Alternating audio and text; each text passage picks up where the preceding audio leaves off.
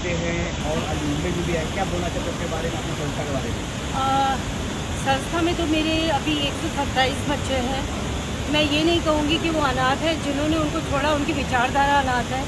ऐसे बहुत सारे बच्चे हैं जो हमारी काउंटिंग से बाहर हैं और उनकी प्रॉब्लम सिर्फ यही नहीं है कि उनके पेरेंट्स कहीं खो गए हैं या वो कहीं खो गए हैं, और भी बहुत सारे चैलेंजेस हैं जो बच्चों से संबंधित है।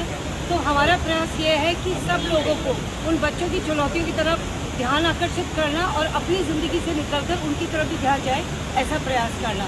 तो कैनवास के थ्रू हम ये प्रयास कर रहे हैं, रंगों के थ्रू हम ये प्रयास करने वाले हैं। इतनी बड़ी परिवार की किस तरह आप मैनेज करते हो कि 100 बच्चे ऐसे बच्चे हैं जिसको आप ख्याल रखते हो, छोटे बड़ी खुशियाँ में आप शामिल होते हो, किस तरह लगते हैं आप खुद को उनके लिए समर्पित कर देने से और अपनी चाहतों को उनकी चाहतों के साथ मैच कर देने से मुझे लगता है सब कुछ बहुत इजी हो जाता है। मैनेज करने की ज़रूरत नहीं पड़ती, स्वाभाविक रूप से चीज़ें होने लगती हैं। ये आपको प्रेरणा कहाँ से मिली है? बहुत साल पहले की बात है, मैं अपने होम टाउन जयपुर पहुंच रही थी और मैंने मेरी जो बस थी वो बस स्टैंड के पास में रुकी और मैंने एक छोटी सी बच्ची को कचरे के ढेर पर बैठे देखा और उससे मेरा आई कांटेक्ट हुआ।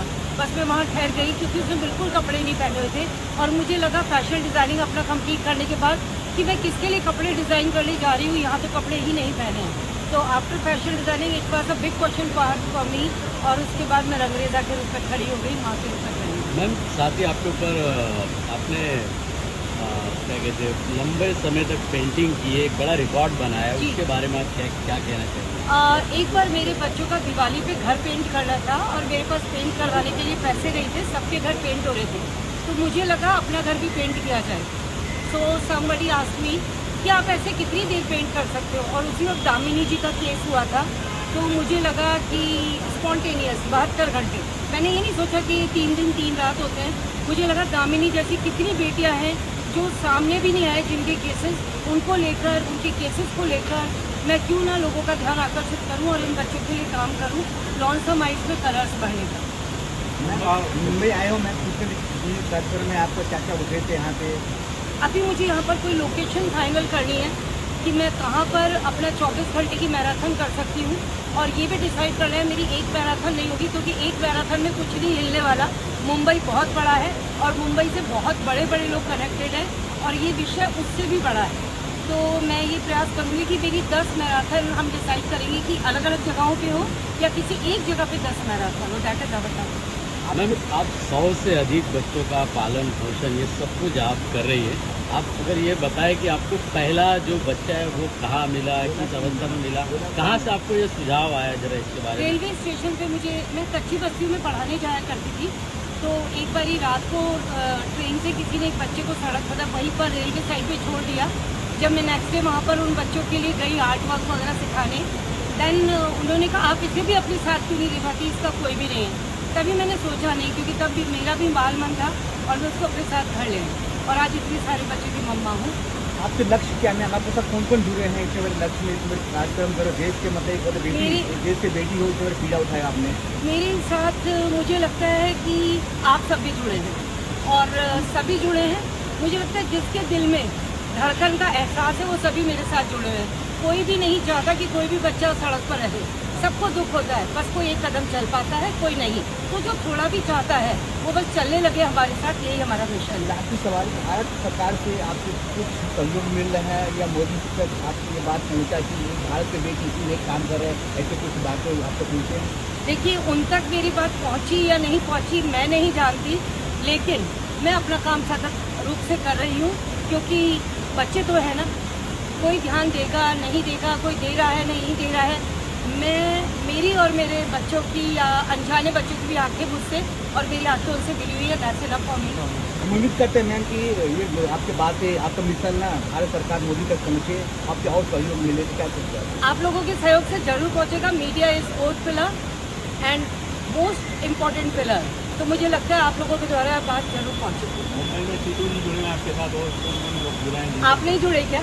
हम अभी जुड़े हुए हैं मेरे साथ। आप सब जुड़ रहे हैं। ये जो मिशन है ना, वो दीदी का अकेला नहीं है, पूरे किसी एक- हम ही सभी का मिशन है।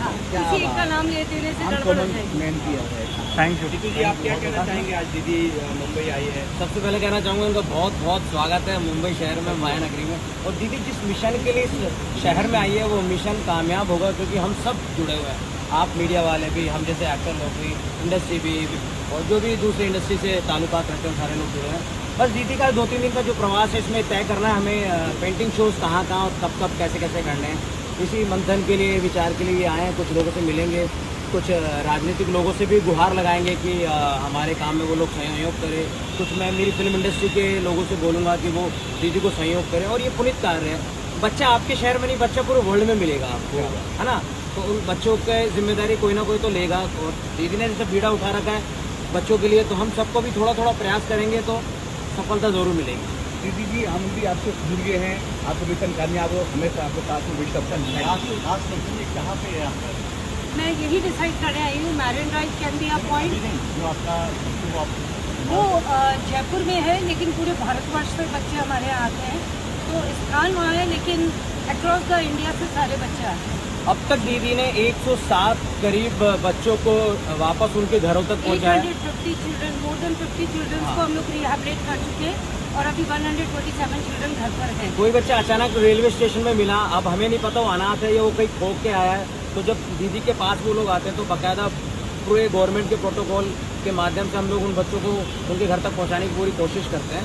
तो बहुत सारे ऐसे केसेस हैं, अगर आपको केस हिस्ट्री में जाएंगे तो बहुत सारे केसेस आपको मिलेंगे बच्चों से जो उनको घर वापस मिला। सर, आप कुछ कहना चाहेंगे दीदी के बारे में? जय श्री राम, जय बागेश्वर धाम। मैं प्रदीप शुक्ला मुंबई एयरपोर्ट में कार्यरत हूँ और बागेश्वर धाम के चरणों का दास हूँ।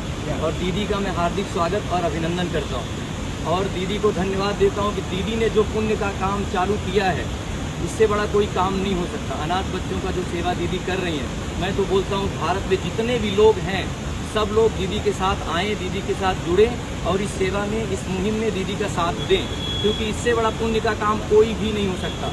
आप जीवन में अपने लिए, अपने परिवार के लिए, अपने समाज के लिए आप करते हैं, लेकिन किसी की आप जब सेवा करोगे तो आपके जीवन में आपके बच्चों को, आपके परिवार को भी सुख मिलेगा और संसार में अपने भारत देश की भी कीर्ति बढ़ेगी और अपने देश का भी नाम रोशन होगा। और मैं सभी सरकारों से भी प्रार्थना करता हूँ कि दीदी के साथ जुड़ें और दीदी का जितना भी हो सकता है दीदी की इस सेवा में मदद करें। और मैं यही प्रार्थना करता हूँ सबसे कि दीदी जो भी कार्य कर रहे हैं, और मैं हमारे हनुमान जी के चरणों में प्रार्थना करता हूँ कि दीदी का खूब साथ दें और दीदी को आशीर्वाद दें ताकि दीदी सबका सेवा कर सके।